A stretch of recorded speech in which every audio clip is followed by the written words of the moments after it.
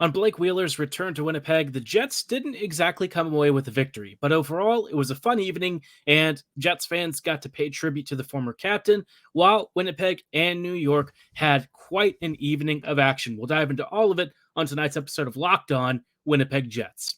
You're Locked On the Hockey Jets, your daily podcast on the Winnipeg Jets. Part of the Locked On Podcast Network, your team every day.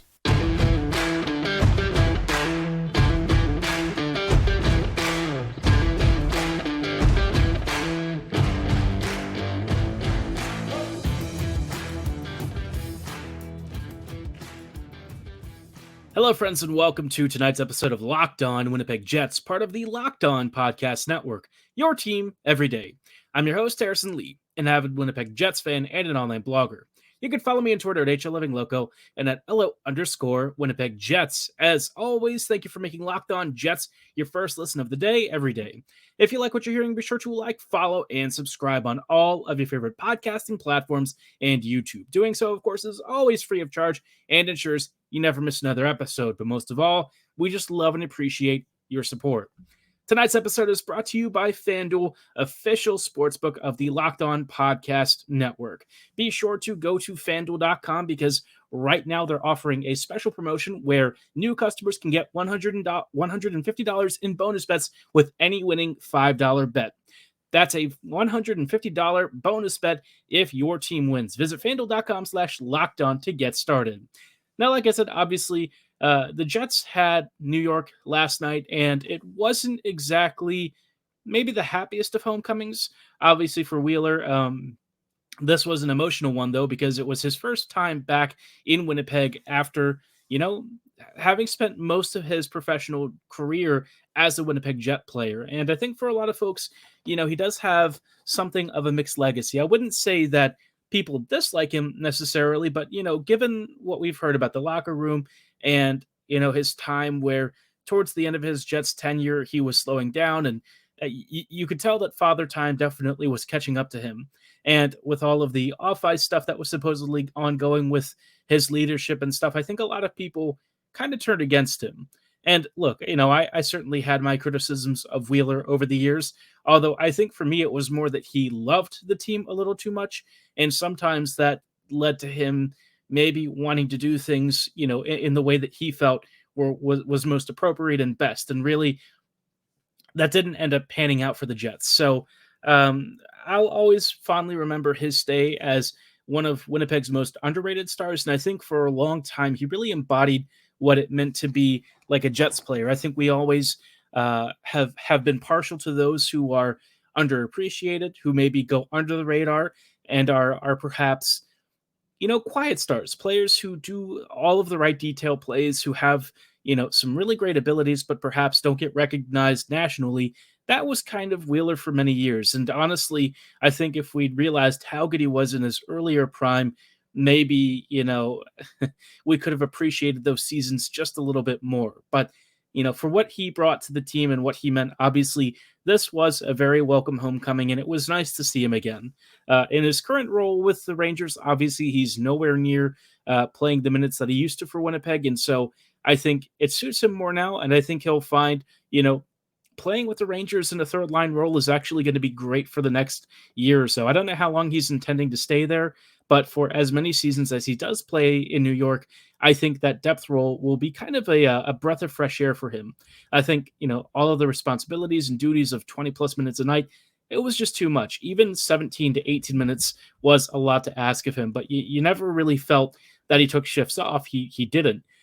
Anytime that he struggled out on the ice was because he was probably dealing with like 30 different injuries and age just catching up. So it was never a question of effort. It was just that, at some point he just couldn't keep up anymore. And it's a shame that it had to end that way. But as far as the Jets were concerned, it was still a very rowdy affair. Winnipeg and New York played a very close game. Shesterkin and Hellebuck are both amazing goaltenders, and I think for a proper homecoming for both Wheeler and Trouba, it was about as close a game as you could expect. And surprisingly, it was, or well, I should say unsurprisingly, it was a couple of close plays that ended up deciding the evening.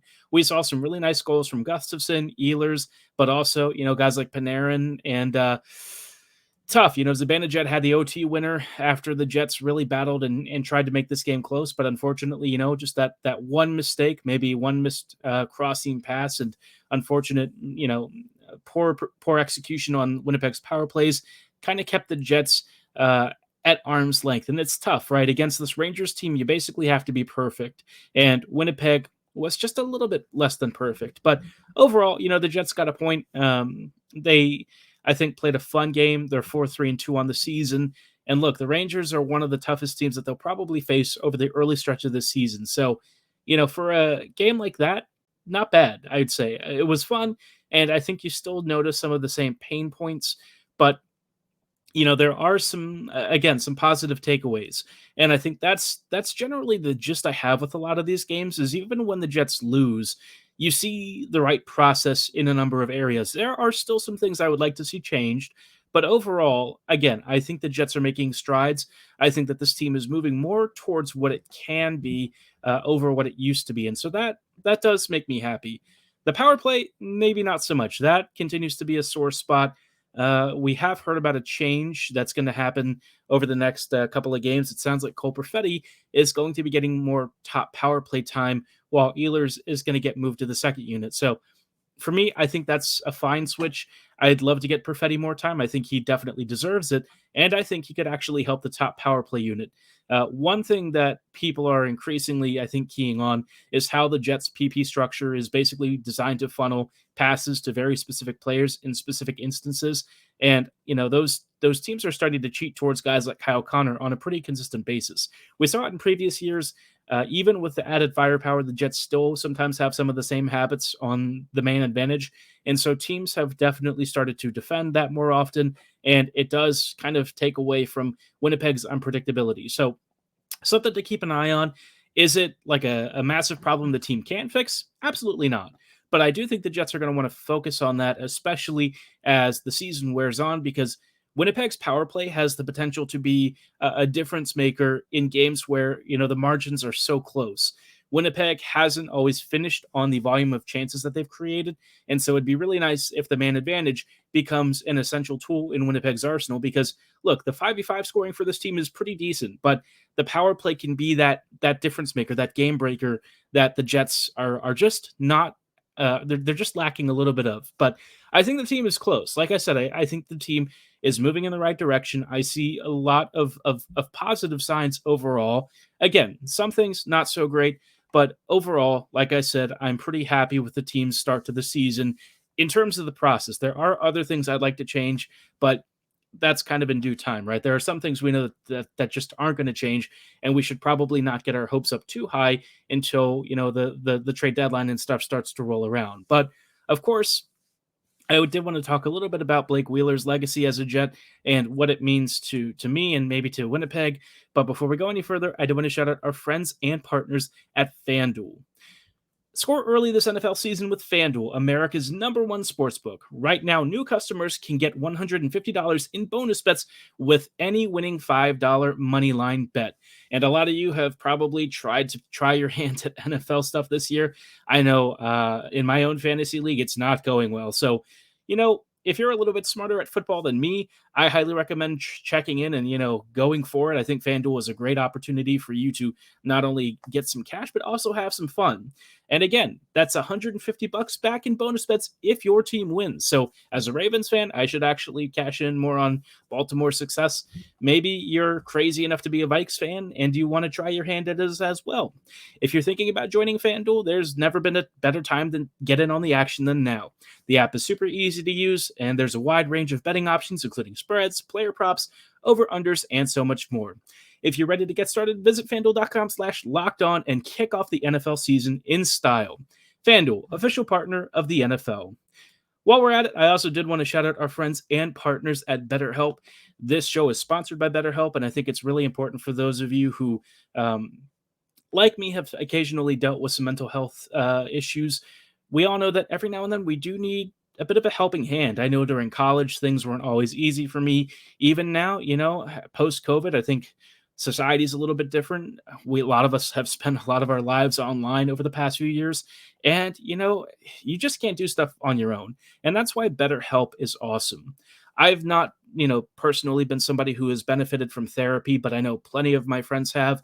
A lot of them have gone through therapy sessions, and you know what? You might not imagine it to be so important, but having that extra voice, having that extra person to bounce stuff off of, it can be like having a weight lifted off of your shoulders. And I think, there's never really been a better time to try it than now. And that's why BetterHelp wants to give you the access to resources that you need. It's entirely online, it's designed to be convenient, flexible, and suited to your schedule.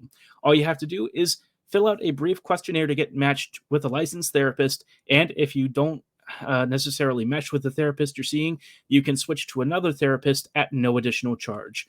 Make your brain your friend with BetterHelp. Visit betterhelp.com/lockedonnhl today to get 10% off your first month. That's BetterHelp, HELP.com/lockedonnhl.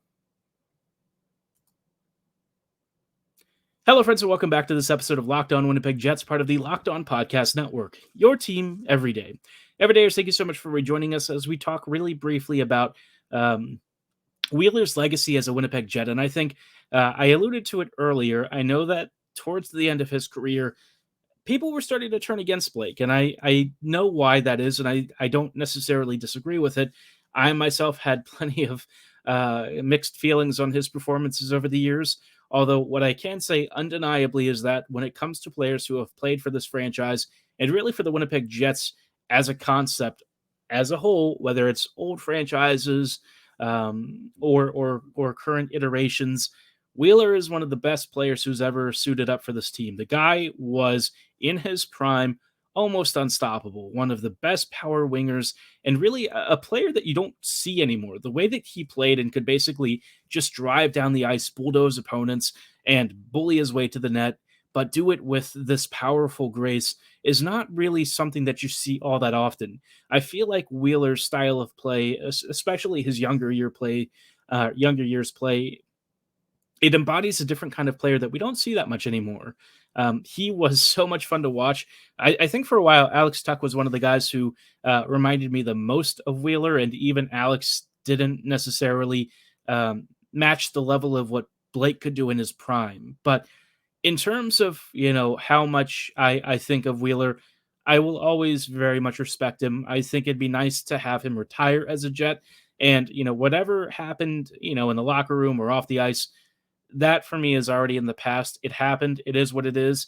But I still think that Wheeler's lasting impression on this franchise should always be seen as positive. I think he left the team in a better state, and his captaincy, it had many years of greatness to it. So I will always have a soft spot for him. I don't think I have as much of a connection, to like Trouba and Kopp and some of the other guys who have left and come back playing for other teams. Wheeler for me, he was one of, like, when I was a first, I guess, becoming a Jets fan, he was one of the names that immediately stuck out to me. You had the Lad Little Wheeler line. Everyone talked about LLW as like the league's most underrated top line, and that narrative I always felt really embody the Jets, right? Sort of that underdog, plucky attitude that had a can-do work ethic, that was always striving for success and working to improve. And, maybe other teams and fans out there didn't necessarily know where Winnipeg was or even respect the team, but these guys always put their always put their performances out on the ice. They left their hearts out there, and they fought for the badge. And that is something that I always respected and loved. So for me, Wheeler is a guy that I just will always, in some capacity, cherish as a Jet.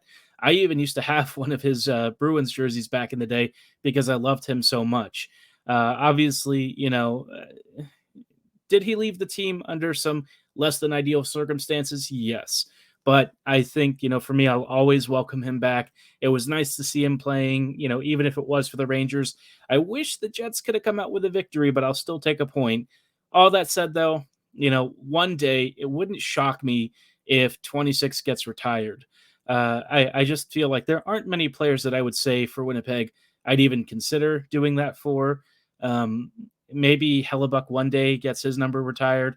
Obviously, Chucky is one of the, everyone knows 10 is just one of those numbers that's always magical for Winnipeg. But would Wheeler, have one of those kinds of legacies for the Jets? Maybe he fell just short of it. I think Halverchuk and some of the true greats of the old Jets, those guys are going to have legacies that you can't really equal. But I think Wheeler for the Jets 2.0 franchise had a nice run, enough to at least warrant a lot of respect for and from Winnipeg fans. So really, really miss him. It will be kind of weird seeing him in the Rangers uniform over the next year or so. But when he's ready to step aside and kind of hang up the skates, I'd love for him to come back to Winnipeg, sign one of those one-day contracts, and call it a career. Will he have the same legacy as the true elites like Solani, Howardchuk, and some of the rest? No. But in terms of a guy who, for this franchise, meant the world, yes, I think that is enough. And I think, regardless of how it ended, I'll always have those fond memories of what he could do back when he was just annihilating opponents and really, again, like I said, fighting for the badge on every shift. But of course, Wheeler is one of the old guard, and there are some young players who have really started to step up and impress people, especially a particular young star that I am a big fan of, one that I've talked about before, but I think he's worth talking about again because he's starting to put up the numbers to really show for it. We'll talk about this special star, spoiler alert, it's Cole Perfetti, in just a moment. But before we go any further, I do want to shout out our friends and partners at Sleeper. A new NHL season brings all sorts of fun possibilities. Maybe Mark Scheifele scores 50 goals. Maybe the Jets even hoist the Stanley Cup. And you know what? You could win big by playing daily fantasy hockey on Sleeper, the official daily fantasy app of the Locked On NHL Network. And of course, we also highly recommend really focusing on daily fantasy hockey. They've got plenty of great daily fantasy sports, but fantasy hockey is where you have the best shot to win 100 times your cash in daily fantasy hockey contests. Because after all, you are hockey experts if you're listening to this podcast. What players do you think you could win with? Well, if you want to track all of the top stars of not only the NHL, but also the NFL, NBA, etc., this is a great time to get in on the action. A lot of sports seasons are kind of resuming. And for the NHL, guys like Connor McDavid, Alex Ovechkin, Nathan MacKinnon, Cale Makar, Mark Scheifele, maybe even some of the young stars for the Jets, all of these guys are starting to rack up the numbers. And if you want to really win big, you've got to correctly predict 8 player stats to get 100 times your cash. All you have to do is figure out if you're going to beat their predictions with Sleeper on things like goals, assists, and saves, plus so many other stats categories. Again, you just have to pick 8 correctly, and you can win big. So start paying attention and nail your picks so you can start getting those big cash payouts. Use promo code LOCKEDONNHL and you'll get up to a $100 match on your very first deposit. Terms and conditions apply. That's code LOCKEDONNHL. See Sleeper's terms of use for details and for locational availability. Hello, friends, and welcome back to these closing thoughts on tonight's episode of Locked On Winnipeg Jets, part of the Locked On Podcast Network, your team every day. Everydayers, thank you for rejoining us in tonight's episode as we talk about the ascendance of a young player for the Jets that I am very excited about, somebody who I've always been very fond of. When he was drafted, obviously, I think a few folks were kind of looking around and figuring out, well, who is this kid? Who is Cole Perfetti? What makes him special? His edge work maybe doesn't look the fastest. What does he do well? And once you started to see some of the highlights and analysis and you started to hear him speak, honestly, you just knew that he was different. The kid was built different. The first thing that came to mind was that he was smart. Like Perfetti not only is an academic performer, but also somebody who on the ice could pick out passes in lanes that other players wouldn't even dream of. The way that he sees the game is just, sometimes it even catches me by surprise because he'll try some pass and successfully complete it in an angle or in like an area of space that frankly no one should either be attempting a pass or much less completing one, right? But Perfetti has the ability to do all of that, and it seems like he's always playing the game like 3 steps ahead. It's why I felt that him playing at center is really where he belongs. When you saw that goal yesterday, with that entry that he had, and then he sets up, David Gustafsson for a nice right flank shot that goes in, you could kind of tell Perfetti just has this sort of understanding of how to use space and how to make the middle of the ice his. When he controlled the puck calmly, he settled it down. He kind of, worked around a defender or two and then hit Gustafsson with a perfect pass. And there really was nothing else that Gus needed to do. Just rip it home. And that was that. But the way that Perfetti calmly made the zone entry and facilitated control through the center of the ice, drew the defender's attention, and still got the pass off. That's stuff that he almost does in his sleep. He's really good at it, and I feel like we're starting to see more and more of what makes him so special and so smart.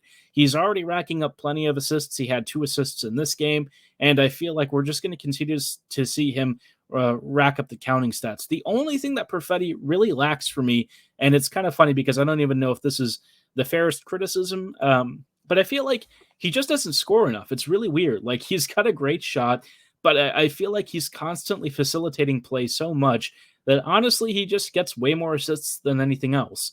It feels like he's not really the trigger man, but he's definitely the setup guy. Kind of like a Backstrom to Ovechkin connection of sorts, but Backstrom did actually score a pretty decent amount back in his prime years. I expect that Perfetti, at some point, the floodgates are going to open and he's going to start hitting the back of the net more frequently. But until then, I'm very content with him just driving play, finding his way at the NHL level, especially for a full season, and continuing to set up some pretty banger opportunities for goals.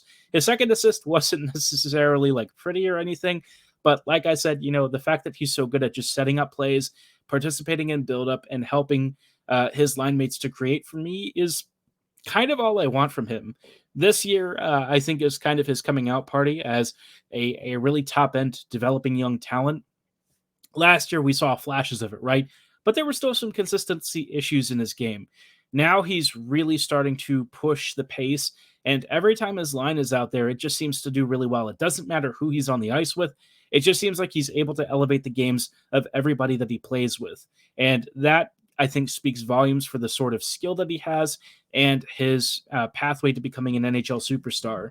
I don't know if he'll ever have the name brand recognition of the true top end players like McKinnon and McDavid and all the rest, but I'll tell you, for Jets fans, maybe that's for the best, right? Just enjoy him and let him be our little secret weapon, because he is an absolute menace. And now that he's going to start getting more power play time, I'm telling you, I think he's going to rack up the points left and right.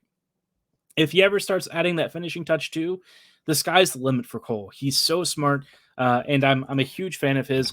I really feel like this year has been a great eye-opening experience for him, and I think for a lot of people who maybe have been sleeping on his skills. Already this year, he's got 6 points in 9 games. His line has consistently driven, scoring chances and also defended pretty well. So I got to say, I think Perfetti really is on the verge of kind of having that breakout season. In his NHL career so far, he's played on and off for the past couple of years. He's already got 43 points in 78 games, not even a full season yet under his belt. And I'll tell you, I think this is really just him getting started. I think the sky is the limit for Perfetti, and I'm very excited to see how he continues to develop over the next couple of years. But let me know how you feel about Perfetti. Are you really excited about him? How do you feel about the team's overall performance? Drop him in the comments below or at my social medias at HLLivingLoco and at LO_Winnipeg Jets on Twitter/X. But for tonight's show, that is going to be all the time that we have. I thank you so much for making us your first listen of the day every day, and I encourage you to like, follow, and subscribe so you'll stay tuned for all of the latest episodes. But like I said, that's all the time that we have for tonight. Thanks for listening. Have a great night. And as always, go Jets, go.